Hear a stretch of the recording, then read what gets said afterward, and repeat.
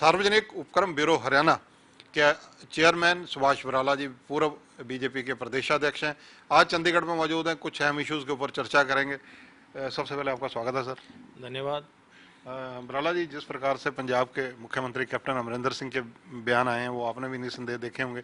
उन्होंने जिस प्रकार से कहा है कि पंजाब में कहीं किसान धरना प्रदर्शन ना करें, वहाँ का माहौल ठीक नहीं रहेगा, तो इसलिए उन्होंने कहा कि हरियाणा में जाएं, हरियाणा के अंदर बॉर्डर एरिया पर बैठें, हरियाणा में कहीं प्रदर्शन करें, दिल्ली में जाकर प्रदर्शन करें। इन राजनीतिक बयानों के क्या अर्थ निकाले जाएं आपके दृष्टिकोण से? हम एक बात शुरू से कहते आ रहे हैं, देखिए, किसान आंदोलन कोई आज से नहीं कर रहा। जब से किसानों की समस्याएं आई हैं, आज़ादी से पहले के भी बारडोली जैसे बड़े बड़े किसानों के आंदोलन हुए हैं, लेकिन उसमें जब हम लोग कहते रहे भी किसानों की समस्याओं का समाधान मिल बैठ करके हो, लगातार देश के प्रधानमंत्री जी के निर्देशन पर किसानों की, किसान संगठनों की और केंद्र सरकार के कृषि मंत्री नरेंद्र तोमर जी की बातचीत होती रही, और जब उसका समाधान नहीं निकला, लंबा होता जा रहा मामला, लगातार दिल्ली हरियाणा में प्रदर्शन होते जा रहे, तो हम लोग या बहुत सारे और लोग भी कहते थे कि ये राजनीति से प्रेरित है आंदोलन। तो पंजाब के मुख्यमंत्री कैप्टन अमरिंदर सिंह की ये स्वीकारोक्ति ये दर्शाती है कि किसानों की मांग अपनी जगह है, लेकिन ये बातचीत के बाद भी इसका समाधान नहीं होना, ये राजनीति से प्रेरित है। एक बात देखिए, पिछले दिनों पंजाब हमसे गन्ने का रेट बहुत कम देता आ रहा है, सालों साल से हम उनसे कहीं ज़्यादा गन्ने का रेट देते आ रहे, 350 रुपये।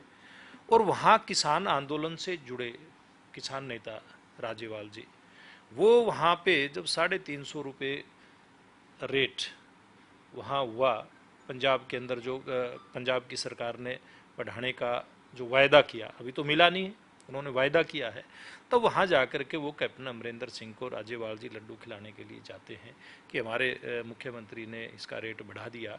लेकिन हरियाणा में गन्ना पूरे देश में सबसे ज़्यादा रेट हमारी सरकार दे रही है। अभी 2 दिन पहले हमने घोषित किया, बाजरे की खरीद हमारी सरकार कर रही, धान की खरीद पंजाब से ज़्यादा अच्छे हमारे यहाँ हो रही, सरसों की खरीद ना पंजाब सरकार ने की, ना कभी राजस्थान सरकार ने की। मैं इनकी तुलना इसलिए कर रहा हूँ कि हरियाणा के एक तरफ पंजाब है, दूसरी तरफ राजस्थान है, और दोनों में कांग्रेस पार्टी की सरकारें हैं। तो जब हमारे बराबर भी नहीं आता पंजाब, वहाँ पर किसान आंदोलन से जुड़े बड़े नेता कैप्टन अमरिंदर सिंह को लड्डू खिला करके आते हैं गन्ने का रेट बढ़ने पर, क्या वो उनको ये नहीं कह सकते आप लड्डू तो खिला रहे हो, क्या बाजरे की खरीद क्यों नहीं कर रहे, आप सरसों की खरीद क्यों नहीं कर रहे? हरियाणा में 11 फसलें सरकारी रेट के ऊपर खरीदी जा रही है, यानी कि एमएसपी रेट के ऊपर खरीदी जा रही हैं, आप केवल 4 फसलों की खरीद करते हो। ये किसान नेता कैप्टन अमरिंदर और वहाँ पर जाकर के अशोक गहलोत जी को क्या ये नहीं कह सकते कि हरियाणा के अंदर भावांतर भरपाई योजना लागू है, आप क्यों नहीं कर रहे? वहाँ इनका नहीं जाना ये स्पष्ट दर्शाता है कि ये सारा का सारा ये आंदोलन आज के दिन राजनीति से प्रेरित होता हुआ दिखाई नहीं दे रहा है। ये सत्यापित हो चुका है। ये बराला साहब, एक बड़े भाई के रूप में पंजाब को जाना जाता है, हरियाणा छोटा भाई शुरू से माना जाता है 1 नवंबर 1966 से।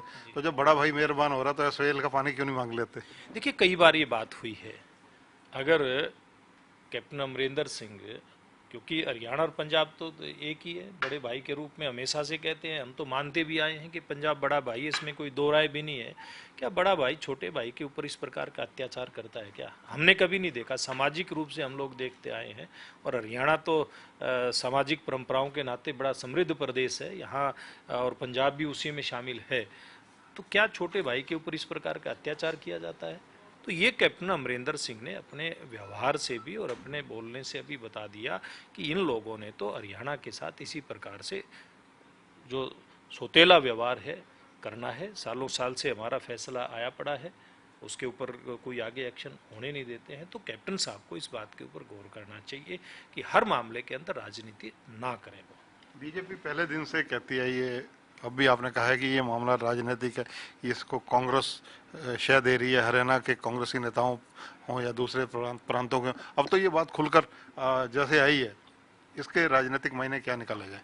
देखिए, ये तो सब लोग जानते हैं इस बात को, और आज नहीं, कैप्टन अमरिंदर सिंह तो कल बोले हैं। इससे पहले जब कांग्रेस पार्टी के नए अध्यक्ष की नियुक्ति हुई, नवजोत सिंह सिद्धू की, और उसी दिन उनके पूर्व अध्यक्ष, निवर्तमान अध्यक्ष सुनील जाखड़ ने मंच से उस दिन कहा था कि ये तो पंजाब से, ये तो कैप्टन साहब ने भेजा, इस आंदोलन को दिल्ली और हरियाणा की तरफ मोड़ दिया। देखिए, कोई अच्छी राजनीति नहीं है। मैं समझता हूँ इस प्रकार की जो छोटी राजनीति जिसको हम कहें, वो इतने बड़े नेताओं को नहीं करनी चाहिए। बराला साहब, पंजाब में चुनाव है विधानसभा के, उनके मद्देनजर नवजोत सिद्धू की कांग्रेस के प्रदेशाध्यक्ष के रूप में नियुक्ति हुई है। किसी जमाने में वो बीजेपी में भी रहे हैं, कैसे देखते हैं इस घटनाक्रम को?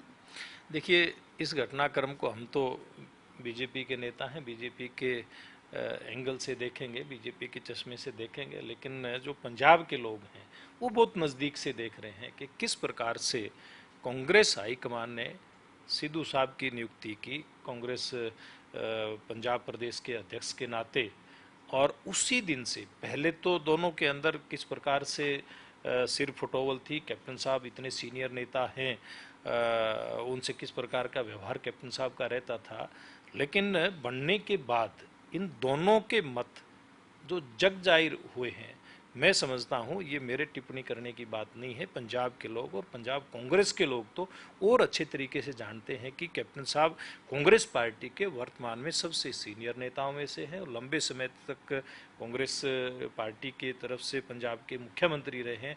उनके साथ किस प्रकार का व्यवहार उस पार्टी के वहाँ के अध्यक्ष का है, ये जग जाहिर है, और इस बात का परिणाम तो इन लोगों को चुनाव में भुगतना ही पड़ेगा।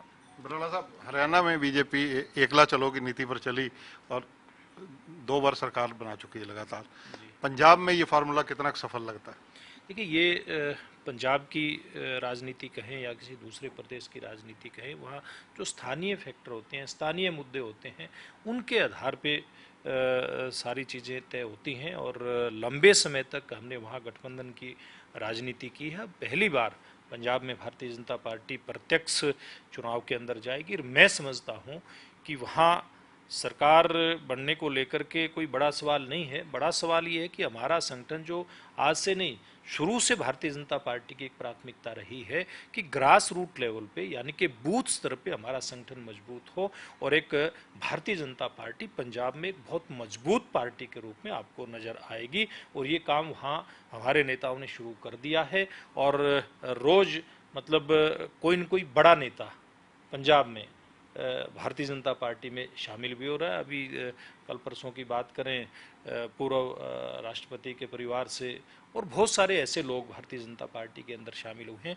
मैं समझता हूँ रोज, यानी कि दिन प्रतिदिन भारतीय जनता पार्टी पंजाब में मजबूती की ओर अग्रसर है। बराला साहब, पंजाब का इसलिए जिक्र कर रहा हूँ क्योंकि इलेक्शन है वहाँ पर और आप राजनीतिक नवज को अच्छी तरह समझते हैं। बीजेपी का सबसे पुराना गठबंधन मित्र धर्म निभाने वाला दल था अकाली दल, जो अब विमुख हो चुका है कृषि कानूनों को लेकर। नाराजगी धीरे धीरे उनकी बड़ी और अलग हो गया, तो उन्होंने बीएसपी से हाथ मिलाया, कैसे देखते हैं? देखिए, इस प्रकार के गठबंधन बहुजन समाज पार्टी तो हरियाणा से लेकर के पूरे देश भर में करती रही है, और चुनाव से पूर्व तोड़ने के भी अनुभव बड़े बड़े राजनीतिक दलों के पास हैं। गठबंधन किस प्रकार से तोड़ती रही है बहुजन समाज पार्टी। और पंजाब की भाषा में कहे तो वहाँ तो एक गाना बड़ा एक प्रचलित भी है ना, कि लाई बेकर दरा नाल यारी टूट गई तड़क करके। तो पंजाब में तो पहले भी इस प्रकार की यारियाँ तड़क करके टूटी हैं, और बहुजन समाज पार्टी की भी कई बार यारियाँ टूटी हैं। तो वहाँ क्या हुआ देखने की बात है। आखिरी सवाल हरियाणा से संबंधित, इनेलो सुप्रीमो ओम प्रकाश चौटाला लगातार जनसंपर्क अभियान पर हैं। 25 सितंबर को चौधरी देवीलाल जी की जन्मदिन को लेकर, लेकिन सवाल क्योंकि राजनीतिक व्यक्ति हैं तो राजनीतिक इस एंगल से ही आप भी देखते होंगे, जो भीड़ जुटनी शुरू होगी वहां पर, उससे क्या लगता है आपको? देखिए, ये तो अभी रैली 25 सितंबर की है, कितनी भीड़ जुटेगी कितनी नहीं, ये तो भविष्य बताएगा। आवागमन में जहां वो जाते हैं वहां। लेकिन ओम प्रकाश चौटाला जी लंबे समय तक हरियाणा प्रदेश के मुख्यमंत्री रहे हैं, उनका अपना एक जनाधार रहा है, इस बात को तो कोई नकार नहीं सकता। हाँ, लेकिन ये भी नहीं नकार सकते कि मुख्यमंत्री रहते हुए किस प्रकार के काम उन्होंने किए हैं, और उसका परिणाम भी समय समय पर उन समेत जो लोग जिस प्रकार का काम करते हैं सत्ता में रहते हैं भुगतना पड़ता है। धन्यवाद सुभाष बराला जी। तो ये हैं सुभाष बराला जी, बड़े स्पष्ट और बेबाकी से बातों का जवाब देते हैं और सहजता से देते हैं, तलखी नहीं आती इनकी बातों में। सबसे अहम बात यह है पंजाब के मुख्यमंत्री कैप्टन अमरिंदर सिंह की बातों का राजनीतिक दृष्टिकोण से खुलकर जवाब दिया। इसके अलावा इनका कहना है कि बड़े भाई की भूमिका पंजाब की बनती है, तो पंजाब वो तो निभा कर दिखाए, उसमें पीछे क्यों हट रहा है। कैमरामैन संजय सिंह के साथ चंद्रशेखर धरनी, पंजाब केसरी टीवी, चंडीगढ़। हमसे जुड़े रहने के लिए हमारे YouTube चैनल को सब्सक्राइब करें और नई वीडियो की नोटिफिकेशन के लिए बेल आइकॉन को दबाएं। अगर आप ये वीडियो Facebook पर देख रहे हैं तो लाइक जरूर करें और ज्यादा से ज्यादा शेयर करें। धन्यवाद।